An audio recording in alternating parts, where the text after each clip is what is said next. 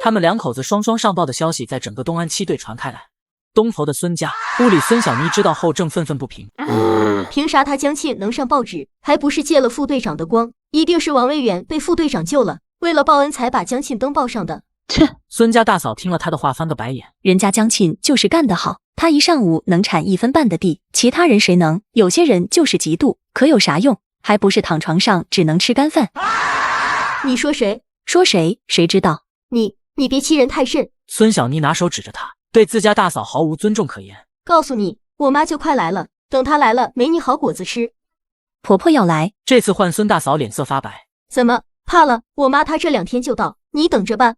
孙大嫂一言不发站起身走出去，见大嫂被吓走，孙小妮更得意了。哼，谁让你总和我作对，大哥也不站在我这边，有我妈撑腰，看哥嫂还敢不敢欺负我。这天发工资的日子到了，队部里大家排成一队，一个一个按手印领工资。终于能领工资了，第1个月的工资是自己的劳动成果，想想都开心。轮到江庆的时候，会计陈大姐数出1沓钱，还有1沓票递给他，一共17块5毛。另外这个月配额的各种票也收好，数好没问题，在名字后面按手印。江庆接过钱数了一遍，17块5毛钱1分不差。他又翻了翻那些票，粗略看下来有肥皂票、火柴票，还有煤油票。只发这些票吗？没有布票和肉票？哪有每个月发布票、肉票的？1个季度发1张3尺布票，2个月发1斤肉票，下个月就有肉票了。再等等。江庆愣住了，他想起自己一口气花掉的10尺布票，顿时觉得实在太败家。你等等，不光领你自己的，还有副队长的工资，一块领回去。又1沓钱递在了他面前，看着比自己的厚了1倍，数了数，35块钱，其他票都和他的一样，看样子每个人每月的供应是同样的。粮票呢？这里没有粮票呀。江庆突然想起重要问题，陈会计无语地看他一眼。这可真是大城市来的姑娘，啥也不知道，估计在家里从来都不去领粮食的。你不是有粮油本吗？拿那个去粮油站换粮票，邮票也是一样的。怕江庆不知道，陈会计又补了一句，江庆这才闹明白粮油本和粮票之间的关系。他揣着2份工资回了家，进了家，傅少铎正在看书。发工资了，这是你的工资和票。到手的钱真不想拿出去，江庆很努力地把钱从兜里掏出来，傅少铎却没接。你拿着吧。啊！江庆的手才递过去一半，就被傅少铎一句话给惊到了。你要把钱放我这儿啊？家里生活开销都是你在负责，钱和票当然归你管。沉默几秒，他又说，这段时间辛苦你了。他突然这么郑重，江庆有点不适应，不过一想到这些钱都归了自己，他心里瞬间乐开了花，赶紧把钱又揣回兜。是挺辛苦的，做饭洗衣收拾屋子，我这手都粗糙了不少。傅少铎偏头看过去，却只见一双手白皙娇嫩，哪里有粗糙的影子，鬼使神差的。他伸手握住了江庆的手，还好手没粗。牵我的手，我知道你会带着我向前走。江庆惊诧的视线令他回过神，意识到自己做了什么后，傅少铎飞速松开手。我去做饭了。他正想解释一句，哪知江庆比他更快，转身跑出了屋子。进了厨房，江庆坐在灶台前好半天，狂跳的心脏才平复下来。登徒子，他愤愤地说了一句，可眼底却染上几许自己都不知晓的笑意。这天中午下工时，他默默走在一边，听何春平跟吴丹聊天。你就是江庆？突然一个大嗓门出现在他们面前。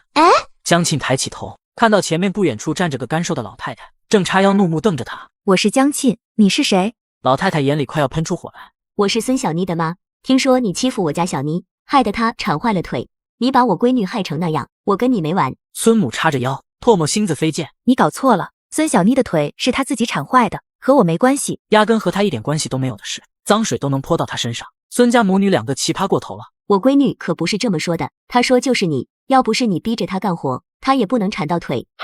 我逼她干活铲到腿？哼！江庆差点没笑出来。就是你，孙家大娘，说话要讲证据的，我们都能证明孙小妮的腿是她自己铲伤的，和江庆一点关系都没有。我家闺女的话就是证据，还要啥证据？她说是姓江的干活那么快，存心不想让别人追上。我家小妮要不是为追她，能把腿弄伤吗？她就是胡搅蛮缠，这边的动静太大，吸引了好些刚下工的职工，大家围在边上，听到孙母的话，顿时气愤的不行。我操，哪有这么不讲理的人？这种混账话都说得出来，脸皮也太厚了。干活快是人家的本事，孙小妮赶不上是她自己不行，铲到腿活该。周围的人一顿数落，老太太在家那是吵遍全村无敌手，突然被这么多人围攻，她老脸绷不住，眼睛一翻，打算用晕倒装死这招。江庆一直盯着他，见他要用阴招，忙一个箭步过去扶住他，同时大力掐向孙母的人中。这一下江庆用尽全身的力气，孙母被掐得嗷一嗓子跳起来，捂着被掐红的人中，疼得眼泪差点没掉下来。您怎么样啊？还晕吗？他那关心的表情，看在孙母眼里完全变了味。你不要过来啊！你别过来，别碰我，你滚开！他转身连滚带爬的跑了。周围人群哄堂大笑。原来这孙小妮的妈是个纸老虎，一戳就破呀！走吧。其他人也急着回家吃饭，都散开了。江庆做得对，对付那种老太太就得用这方法，真来气，看的都想揍她。我们村里也有泼辣的老太太，但这么不讲理的真没见过。那一下掐得有多狠，只有江庆自己清楚。想来应该给了孙母一个深刻的教训。孙小妮的嫂子不仅要伺候她这个小姑子，还要天天为婆婆端茶倒水，婆婆却一口饭都不给她吃，还扬言要打死她。很快又到了一个周末，她准备找张鹏去抓鱼。这时吴丹跑过来说何春平出事了，在孙家和别人吵起来了。江庆慌张地出了门，还没到就看到一堆人围在孙小妮家院门口，里面又哭又嚎的，不知道发生了啥。只要是和孙小妮有关的事，他都不关心，他只担心何春平。你不能这么不讲理，看把人都打成啥样了。从他们话里能听出来，有人被打了。江庆顿时紧张起来，何春平还怀着孕呢，万一再打起来他被碰到可咋办？他奋力朝人群里挤进去。人群中间，何春平站在周翠兰和孙母中间，把孙小妮的大嫂周翠兰护在身后。周翠兰脸上胳膊上都带着伤，明显是被婆子打的。何春平在队里是负责妇女工作的，这种关系到女职工的事，他必须出面管。江庆刚从人群中挤过去，站在何春平身边。何春平在看到周翠兰被打得这么惨后，动了气。哪有你这么当婆婆的，把儿媳妇打成啥样了？打人是犯法的，你知道吗？孙母听了这话，完全不在乎。咋地？我教训儿媳妇还要你管？你算老几？她嫁进我们老孙家，就是老孙家的人，我想打就打，犯啥法了？别拿这个吓唬我，我管你啥法，也管不了我家里事。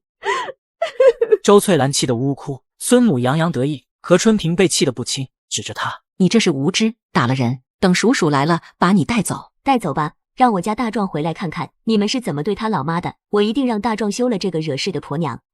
休了两个字一出，周翠兰顿时身子抖了下。婆婆竟然要让孙大壮和我离婚，绝对不能离婚！我一个女人家，离了婚后半辈子可咋活呀？再说还有孩子呢。可是再一看她婆婆那副得意嘴脸，周翠兰绝望了。婚不能离，可那个家回去就得让婆婆和小姑子搓磨死。周翠兰哇的一声蹲在了地上，不知道自己该何去何从，想一头撞死算了，可又舍不得孩子。你简直不可理喻！何春平还想再说什么，小腹却隐隐感到疼痛。他一下想到，可能是刚刚发火，动到胎气了。春平姐，你咋样？看到他脸色不对劲，赶紧让旁边的人扶住他，到外面坐一会儿。可是何春平还不想走，放心不下周翠兰。行了，你去歇着缓缓，这里有我呢，我能搞定他。他低声在何春平耳边说。何春平回过头看他，眼里全是担心。江庆一个才结婚没多久的年轻姑娘，还是大城市来的，一直在家里受宠的，哪里经过这种阵仗，一会儿还不得被孙母给生吞活剥了。江庆回过身面对着孙母，看到江庆站在自己面前，孙母顿时感到人中好像又开始疼了。上次被江庆掐在人中上，回家以后她嘴唇上面都紫了，好久才消下去。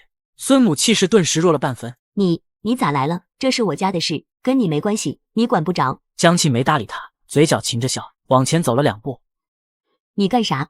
你想干啥？孙母这2句话问的底气不足，眼睛紧紧盯着江庆，就怕他突然再给自己来一下。江庆唇边的笑落了下去，脸色变得冷冰冰。你把春平姐给气到了，她要是有个啥，一切后果你来承担。凭啥我承担？本来就是我家里的事，跟她和春平有啥关系？我为啥不能打她？你们关起门来吵架没人管，可是现在你打了人。江庆指了指还蹲在地上的周翠兰，这么窝囊，一直蹲地上，不敢面对婆婆，难怪被欺负。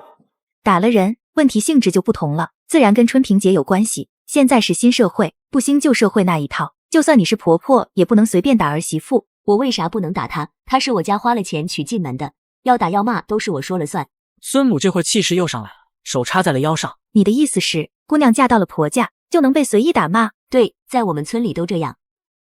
周围人群都被孙母的言论给惊呆了，好些做媳妇的听到孙母的话，一个个气愤地指责她。孙母说的这叫啥话？嫁进来的儿媳妇又不是卖身，哪有这么欺负的？年纪挺大，却为老不尊，不是个好东西。呸！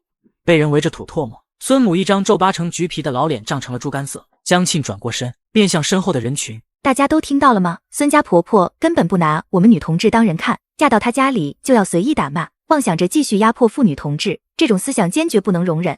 江庆的话引起共鸣，大家在看向孙母，就好像在看敌人，横眉冷对。孙母吓得腿肚子发抖。我啥时候不拿女同志当人看？啥时候压迫人了？我哪敢做这些？不就是打了自家的儿媳妇，怎么就惹了众怒呢？你自己也是有女儿的人，怎么能说出那些话？将来孙小妮也是要嫁人的，难道嫁到婆家也要被婆婆随便打？孙母被噎在当场。孙小妮可是孙母的心头宝，谁吃亏她都不会让闺女吃亏的。我家小妮不一样。